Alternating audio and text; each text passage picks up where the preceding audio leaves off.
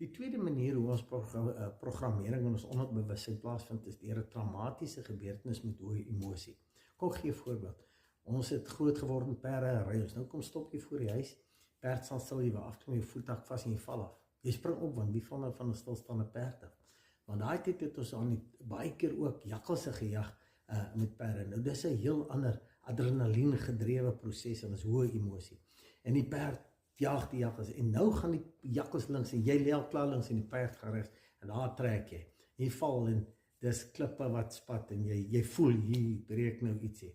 Nou as jy my oor 10 jaar vra, het ek al van 'n perd geval, sê ek ja, dan kan ek daai event in detail verduidelik.